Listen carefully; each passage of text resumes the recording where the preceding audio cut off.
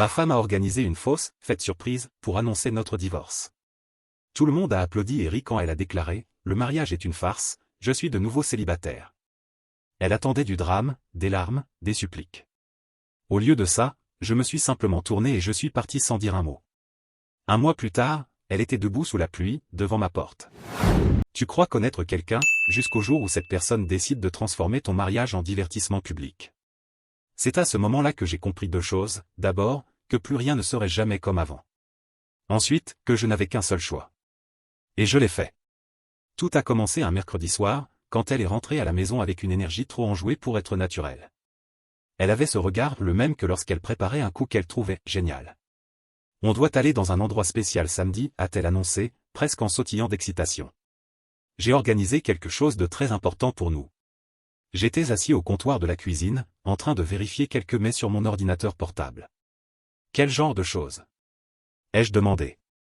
C'est une surprise. Fais-moi confiance cette fois. On doit être au Riverside Event Center à 19h pile. La façon dont elle l'a dit m'a donné un nœud à l'estomac.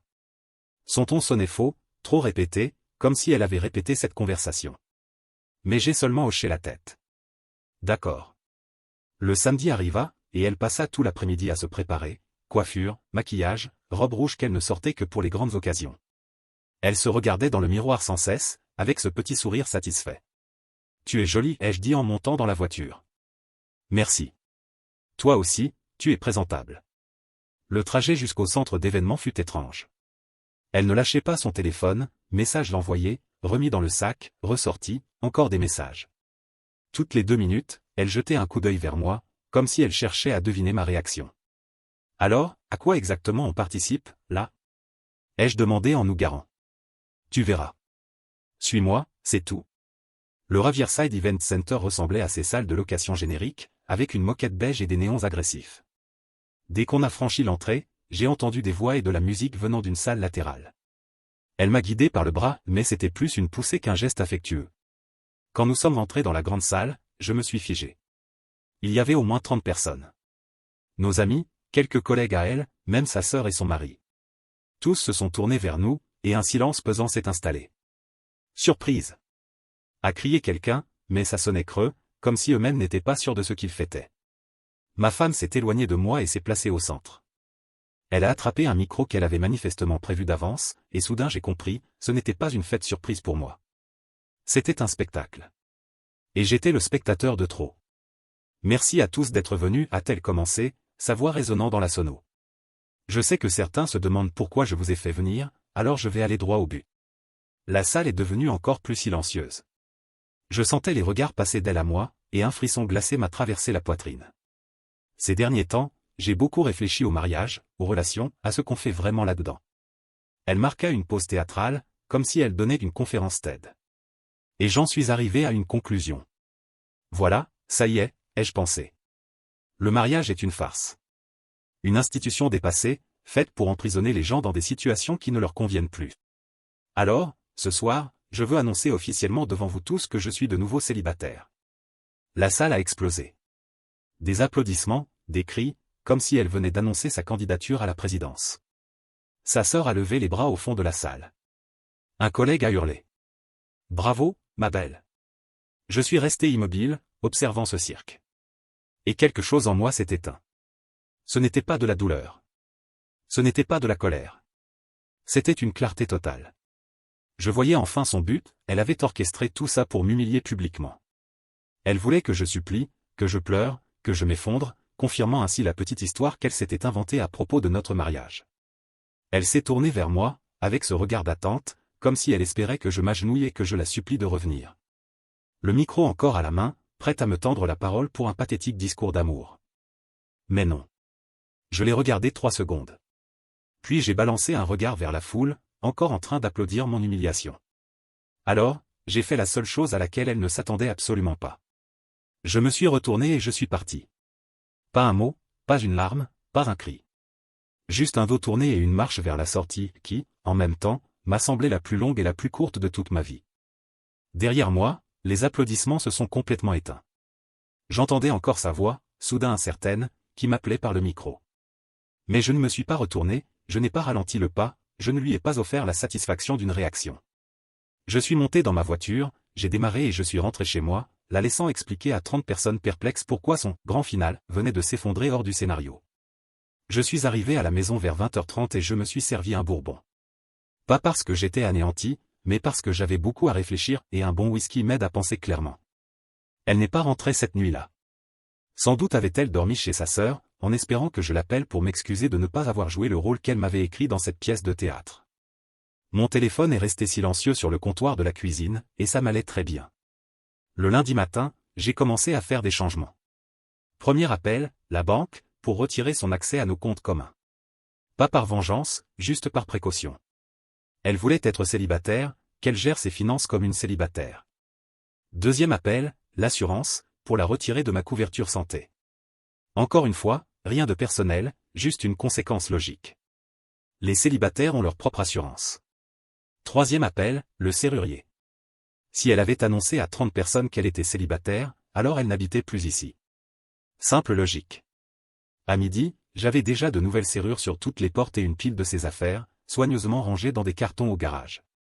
Je n'ai rien jeté, rien abîmé, j'ai simplement organisé, comme on aide quelqu'un à déménager. Parce qu'en réalité, c'était bien ce qui se passait. Vers 14h, le téléphone a enfin sonné. Son nom est apparu à l'écran. J'ai laissé sonner 4 fois avant de décrocher. Allô? Allô? Sa voix était tranchante, incrédule. Tu es sérieux? Tu es juste parti comme ça. En fait, je suis parti de ta performance. Nuance. Ce n'était pas une performance. C'était moi, honnête sur ce que je ressens. L'honnêteté, ça aurait été une conversation privée. Ce que tu as fait, c'était une humiliation publique pour me faire passer pour pathétique. Alors bravo. Mission accomplie. Un silence s'est installé. Elle ne s'attendait sûrement pas à ce que je sois aussi calme. Écoute, il faut qu'on parle. J'arrive à la maison. Non, tu n'arrives pas. Comment ça? Tu as annoncé que tu étais célibataire. Les célibataires n'habitent pas chez moi. Chez nous. Vérifie l'acte de propriété. La maison est à moi. Elle l'a toujours été. Tu vivais ici parce qu'on était mariés. Mais d'après ton discours d'hier soir, ce n'est plus le cas. J'ai entendu sa respiration s'accélérer à l'autre bout du fil.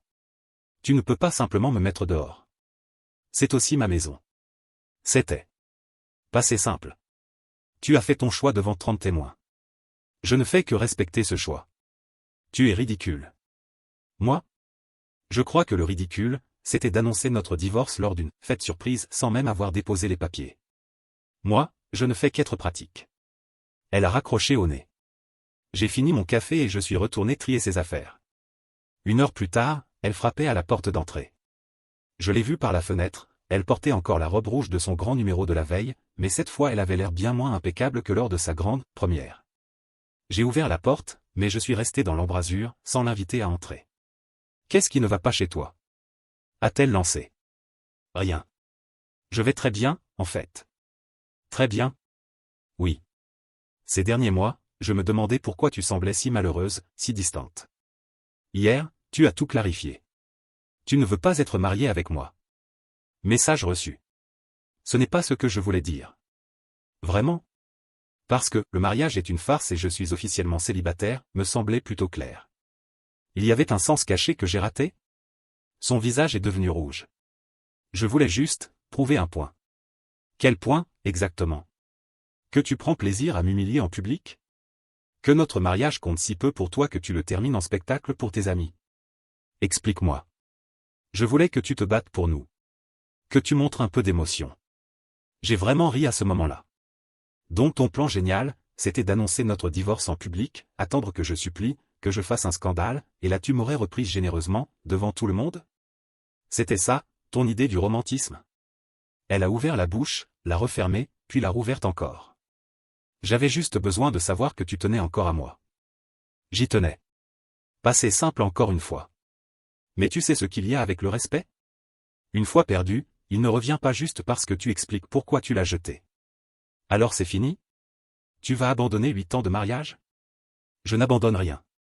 C'est toi qui as abandonné. Moi, je ne fais que suivre le rythme. Elle a tenté de forcer le passage, mais je n'ai pas bougé de l'embrasure. Tes affaires sont au garage. Je laisserai ouvert pour que tu les récupères quand tu veux.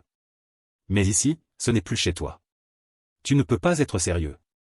Très sérieux. Tu voulais être célibataire. Félicitations.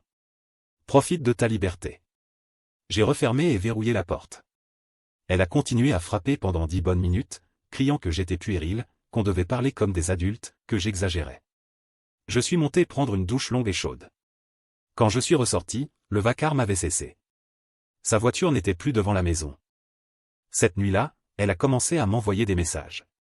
Des textes interminables, pleins de paragraphes, disant qu'elle avait fait une erreur, qu'elle voulait seulement que je montre que je tenais encore à elle, qu'on pouvait surmonter tout ça si je la laissais simplement revenir à la maison pour s'expliquer. J'ai lu chaque message, et je les ai supprimés sans répondre. Si elle voulait tellement être célibataire au point de l'annoncer publiquement, eh bien, elle allait maintenant découvrir ce que cela signifiait vraiment. Vers 10 heures, le téléphone a encore sonné. Cette fois, j'ai décroché immédiatement. Qu'est-ce qu'il y a? S'il te plaît, parle-moi. 5 minutes. Laisse-moi expliquer. Tu as eu 8 ans pour expliquer ce que tu ressentais. Tu as choisi de le faire un micro à la main, devant 30 personnes, au lieu de parler à ton mari. Ça m'a déjà tout dit sur l'importance que tu accordais à mes sentiments. Ce n'est pas juste. Juste? Tu veux parler de justice?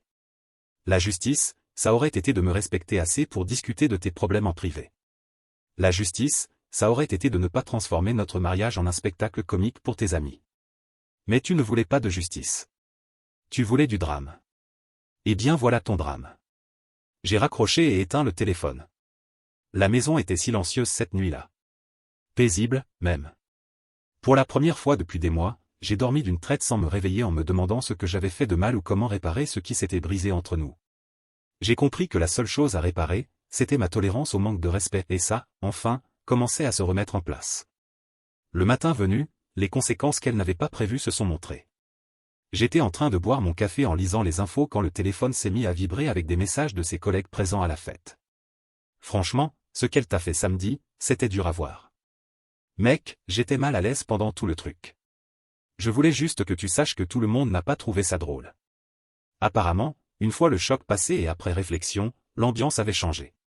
Ce qui, le samedi soir, ressemblait à un acte des indépendances féminines, apparaissait à la lumière du jour comme de la cruauté gratuite. À l'heure du déjeuner, elle est revenue chez moi. Cette fois, avec sa sœur, comme renfort moral, signe évident qu'elle commençait à désespérer. J'ai ouvert la porte, mais je ne les ai pas invités à entrer. Nous devons parler, dit-elle, en essayant de paraître autoritaire. Non, nous ne devons pas. Sa sœur a pris la parole. Allez, sois raisonnable. Elle a fait une erreur. Tout le monde en fait. Je l'ai regardée avec une curiosité sincère. Tu humilierais ton mari devant 30 personnes juste pour prouver un point. Ce n'est pas ce qu'elle a fait? Ah non? J'étais là. J'ai entendu le discours, vu les applaudissements. Je suis assez sûr de savoir ce qui s'est passé. Ma femme a avancé d'un pas. Écoute, je sais que je t'ai blessé, mais on peut arranger ça. On peut aller en thérapie, travailler sur nos problèmes. Nos problèmes? Lesquels, exactement? Tu sais, tu es distant. Tu ne communiques pas. Tu agis comme si je ne comptais pas. J'ai esquissé un léger sourire. Et ta solution, c'était de me traiter comme si je ne comptais pas en public, de manière si flagrante que 30 personnes ont applaudi quand tu as annoncé que c'était fini. C'était ça, ta communication? Je voulais attirer ton attention. Mission accomplie. Tu as toute mon attention maintenant. Et j'observe très attentivement le fait que tu as jugé que notre mariage valait moins que les applaudissements de gens qui nous connaissent à peine. Sa sœur a tenté encore une fois. Elle regrette. Elle a compris qu'elle avait dépassé les limites. Vraiment? Parce que jusqu'ici, je n'ai entendu aucune excuse. Seulement des justifications, des rationalisations, mais pas un vrai « pardon » pour ce qu'elle a fait. Son visage est devenu écarlate. Très bien. Pardon, alors. Voilà, tu es content. Pardon pourquoi, exactement? Pour l'histoire de la fête. Ah, l'histoire de la fête. C'est comme ça qu'on appelle ça maintenant? Pas m'humilier en public, pas annoncer notre divorce sans m'en parler, pas transformer notre mariage en divertissement. Juste.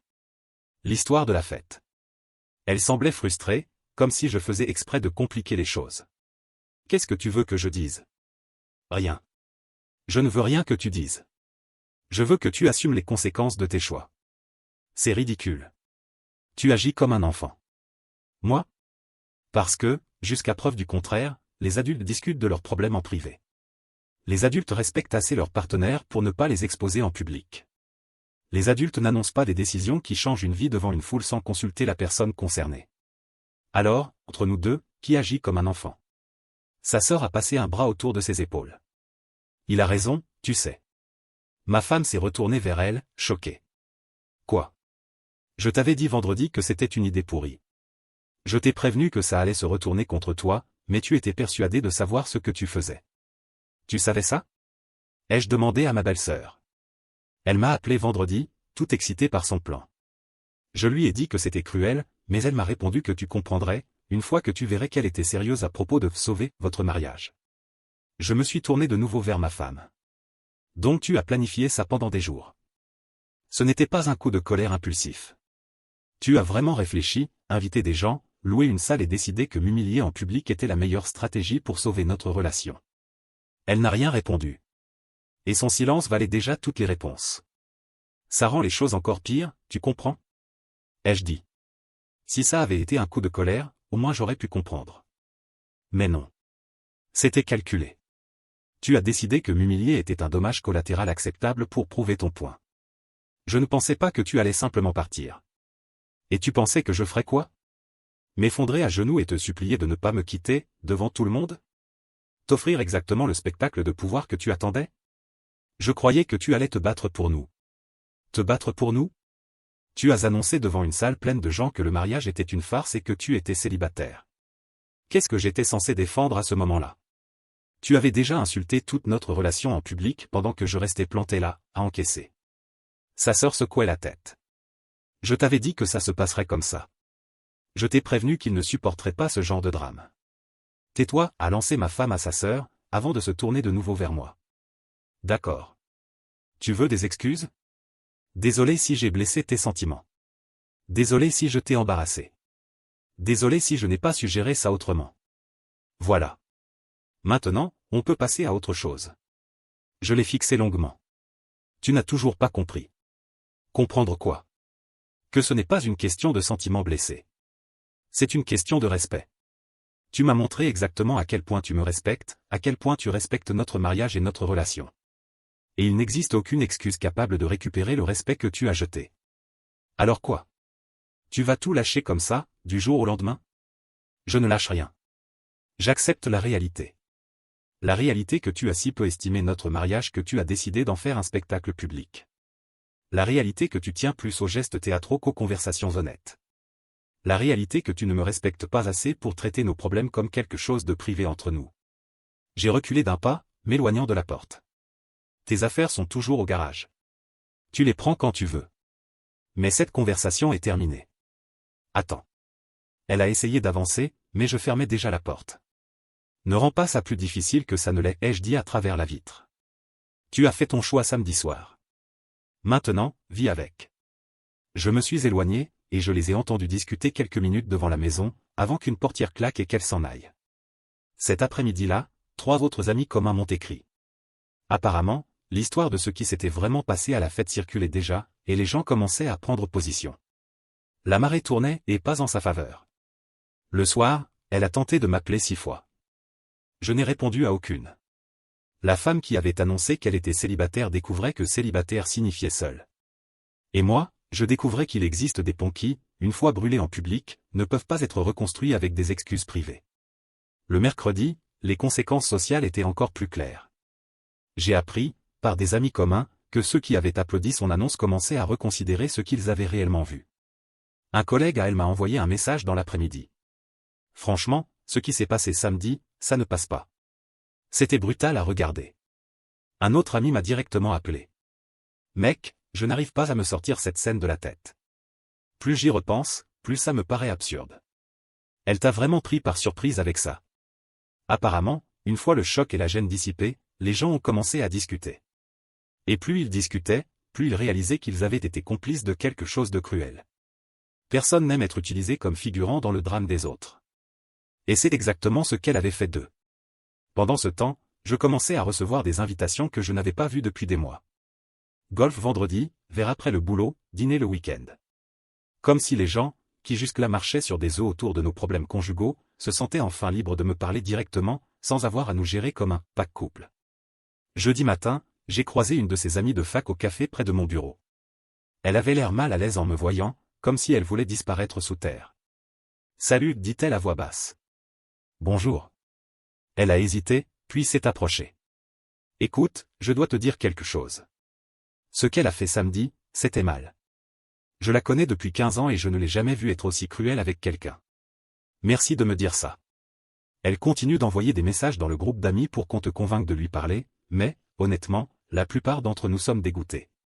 Personne ne veut s'en mêler. Ça expliquait pourquoi ses appels diminuaient. Son réseau de soutien s'effondrait, parce que même ses amis les plus proches ne pouvaient plus défendre ce qu'elle avait fait. Vendredi soir, je suis sorti boire un verre avec des collègues. On a fini dans un bar sportif du centre, à regarder le match et à discuter tranquillement. Pour la première fois depuis des mois, je ne m'inquiétais plus de rentrer à une certaine heure ou de gérer une crise inventée. Vers 22h30, devine qui est entré, accompagné de sa sœur et de 2 autres amis. Elle m'a vu immédiatement et est venue droit vers notre table. « On peut parler ?» a-t-elle demandé, ignorant complètement mes collègues. On regarde le match. J'ai regardé les gars, qui observaient la scène gênante. Vous la connaissez? Voilà la femme qui a annoncé être célibataire lors d'une fête surprise le week-end dernier. Son visage est devenu écarlate. Ne fais pas ça ici. Faire quoi? Dire la vérité? Je croyais que tu adorais les annonces publiques. Un de mes collègues a sifflé bas. Alors c'était toi, mec. Cette histoire circule dans tout le bureau. C'était violent. Elle a regardé autour de la table, voyant 4 hommes la fixer comme si elle était toxique. C'est ridicule.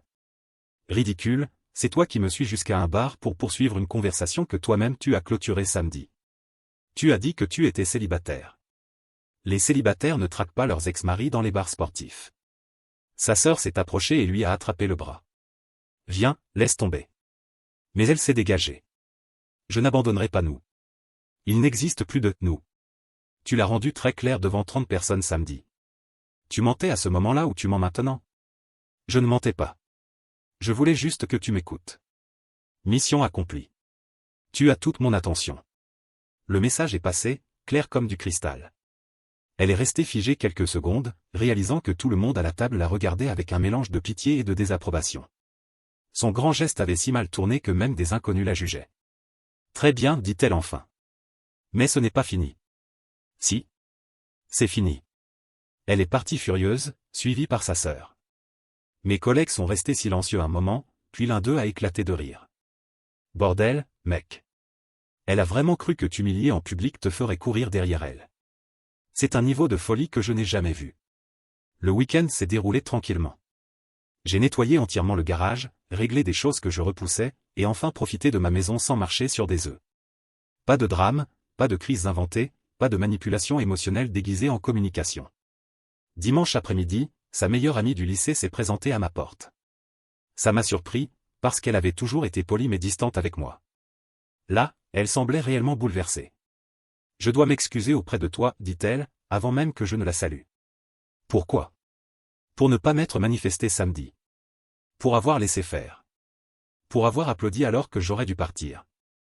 Je me suis adossé à l'encadrement. »« Pourquoi tu n'es pas parti ? » ?»« Parce que j'étais sous le choc. Parce que c'est allé trop vite. Parce que je ne voulais pas créer une scène. » Elle secoua la tête. « Mais surtout parce que ça faisait des mois qu'elle se plaignait de ton mariage, et je croyais qu'elle avait peut-être raison. Maintenant je vois qu'elle peignait un tableau qui n'était pas réel. Ce qu'elle disait de toi, la manière dont elle décrivait votre relation, ça ne correspond pas à ce que j'ai vu samedi. Et qu'as-tu vu samedi? Une femme humiliant un homme qui l'aimait clairement. Une femme tellement avide d'attention et de contrôle qu'elle a préféré détruire son propre mariage en public juste pour prouver un point. Elle paraissait honteuse. Et je l'ai aidée. C'était son choix. Tu étais seulement là quand ça s'est produit. Elle s'effondre. Personne ne veut rester près d'elle. Elle passe son temps à appeler, envoyer des messages, apparaître chez les uns et les autres, essayant de nous convaincre de t'aider à recoller les morceaux. Mais il n'y a rien à recoller. Elle a brisé quelque chose d'irréparable. Exactement. Elle croyait que tu rentrais de retour. Elle était certaine que tu supplierais quand tu es juste parti. Je crois que c'est là qu'elle a compris qu'elle s'était complètement trompée. Après son départ, je me suis assis sur la véranda avec une bière et j'ai réfléchi à la vitesse à laquelle tout avait changé. Une semaine plus tôt, j'étais marié à une femme qui me méprisait assez pour transformer nos problèmes en spectacle. Maintenant, j'étais libre de cette toxicité, et même ses amis les plus proches admettaient qu'elle avait franchi la ligne. Parfois, la meilleure réponse à quelqu'un qui essaie de t'humilier, c'est simplement de refuser l'humiliation. Le laisser là, avec son micro et sa foule, parlant dans le vide, pendant que toi, tu pars avec ta dignité intacte. Les personnes qui en valent la peine te respecteront pour ça. Celles qui ne respectent pas, n'en valaient jamais la peine. La deuxième semaine après l'annonce, le désespoir s'est installé. Elle a commencé à apparaître partout où j'allais, comme si elle traquait mes pas. Lundi matin, elle m'attendait près de ma voiture sur le parking du travail. Je suis passé devant elle et je suis monté, sans lui accorder un regard. Elle a frappé à la vitre, parlant à travers sur la nécessité de résoudre nos problèmes. J'ai démarré et je suis parti pendant qu'elle continuait à parler. Mardi, elle est apparue au supermarché pendant que je faisais mes courses, me suivant dans l'allée des céréales, parlant dans mon dos de thérapie de couple et de seconde chance. J'ai terminé mes achats et je l'ai laissée là, debout entre les boîtes. Mercredi, elle est venue avec une nouvelle stratégie, utiliser d'autres personnes comme messager. Sa mère m'a appelé pour tenter de me culpabiliser de détruire la famille. Son frère m'a écrit pour me proposer un café et parler en adulte. Même ma propre mère a reçu un coup de fil d'elle, en pleurs, disant qu'elle avait fait une erreur et voulait seulement rentrer à la maison. J'ai donné à tous la même réponse, elle avait fait son choix en public, et je ne faisais que respecter ce choix. Jeudi soir, j'étais à la salle de sport quand elle est apparue. Elle n'avait jamais fait une seule séance pendant tout notre mariage, mais là, elle était en tenue flambant neuve, prétendant utiliser l'elliptique tout en me fixant. J'ai terminé mon entraînement et suis allé vers les vestiaires. Elle m'a suivi jusqu'à la porte du vestiaire masculin et est restée plantée là. Les employés ont dû lui demander de partir. Vendredi, elle a atteint le sommet de sa campagne. Elle a envoyé des fleurs à mon bureau avec une carte griffonnée, pardon, dans une écriture enfantine. Ensuite, elle a fait livrer un télégramme chanté en plein déjeuner d'affaires. Une femme déguisée a entonné une chanson sur le pardon tandis que mon client me fixait, médusé. J'ai simplement dit « merci », donné un billet de $20 de pourboire et repris la réunion comme si de rien n'était. Plus tard, mon client m'a confié qu'il avait été impressionné par ma manière de gérer la situation. Il a même ajouté que ça montrait du caractère sous pression. Le week-end, elle est passée à la manipulation pure. Elle a commencé à publier sur les réseaux sociaux à propos de dépression et de solitude, espérant récolter de la sympathie et que quelqu'un me pousse à la reprendre. Comme ça n'a pas marché, elle a partagé d'anciennes photos de nous deux, avec des légendes parlant des bons moments et de se battre pour l'amour. Je n'ai rien vu, j'avais bloqué tous ses comptes le lendemain de son annonce de célibat. Ce sont des amis qui m'ont raconté. Dimanche soir, elle a tenté l'option nucléaire. Elle a appelé en simulant une urgence, pleurant hystériquement, disant qu'elle était en danger et avait besoin d'aide. Quand je ne me suis pas précipité, sa sœur a relayé la même histoire. J'ai pris la voiture et suis allé chez sa sœur, non pas par inquiétude, mais pour voir jusqu'où elle pouvait tomber. C'est elle qui a ouvert. Parfaitement en état. Pas d'urgence, juste les yeux gonflés de larmes et l'air désespéré. Tu es venu, dit-elle, comme si cela prouvait quelque chose. Ta sœur a dit que tu étais en danger. Mais manifestement, tu ne le es pas. Je m'en vais. Attends, s'il te plaît. Je voulais juste te parler en face à face, sans interruption. Alors tu as inventé une urgence. C'est ça, ta vision d'une communication mature? J'étais désespéré. Tu ne réponds pas à mes appels, tu refuses de me voir, tu fais comme si je n'existais pas. Tu as annoncé que tu étais célibataire. Les célibataires n'ont pas le droit d'exiger l'attention de leurs ex-maris. J'ai fait une erreur. Non. Tu as fait un choix. Tu as planifié, organisé, exécuté. La seule erreur a été de croire que je participerais à ton drame. Elle m'a saisi le bras alors que je me retournais. Je n'arrive pas à dormir.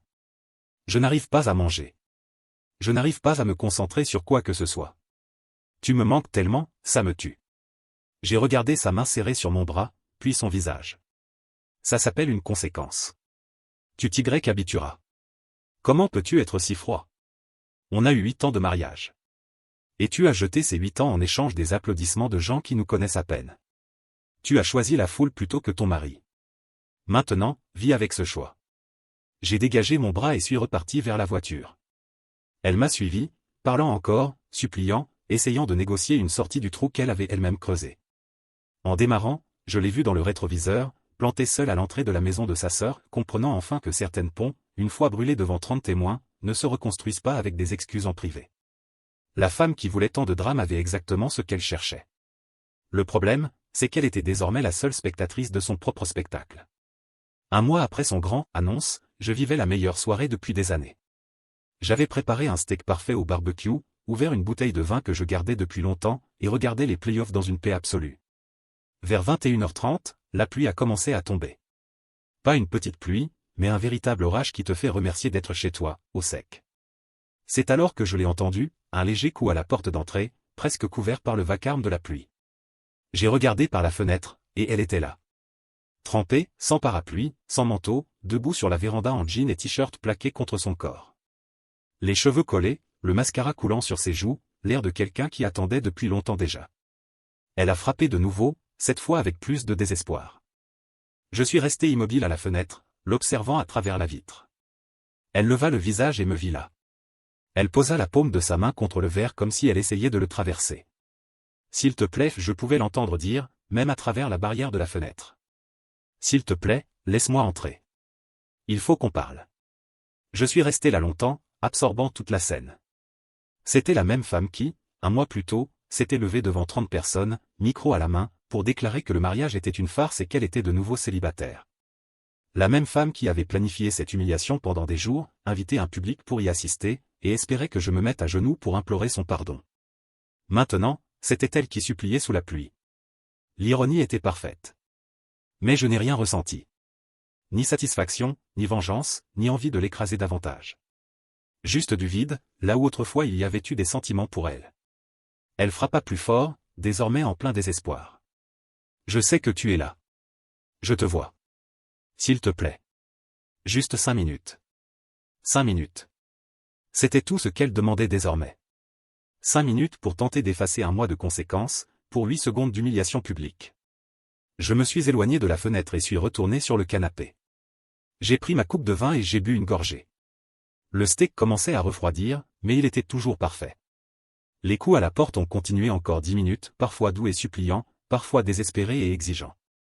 J'entendais sa voix étouffée par la pluie et les murs, mais je ne me suis pas donné la peine de comprendre ses mots. Puis, enfin, le bruit a cessé.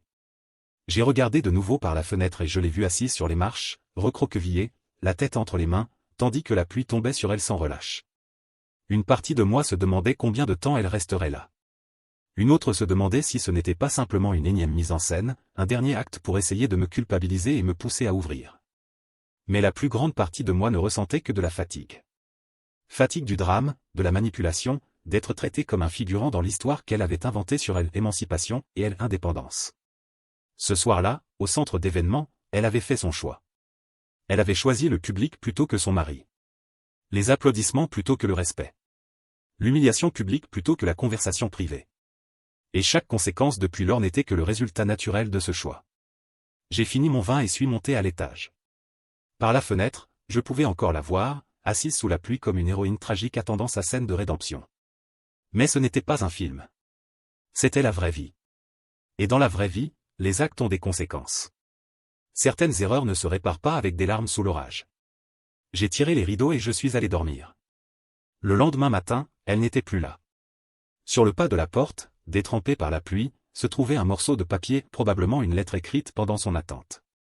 Je l'ai jeté à la poubelle sans le lire. 3 mois plus tard, j'ai appris par des amis communs qu'elle avait déménagé dans un autre état.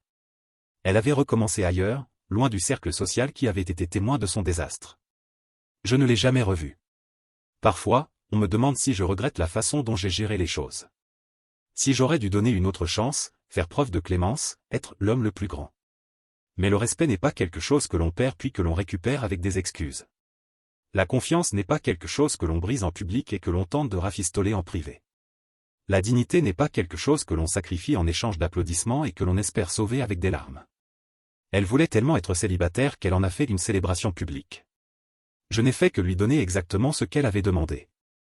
Notre histoire était terminée. Commentaire Monsieur Reddit. Ah oui, parce que rien ne crive, je suis investi dans mon mariage comme louer une salle, prendre un micro et transformer la vie de son mari en spectacle comique. Et ensuite avoir l'audace de frapper à sa porte, sous la pluie, comme si c'était une scène de film romantique. Dommage, ce n'était pas N'oublie jamais, c'était juste le cirque de mon ex.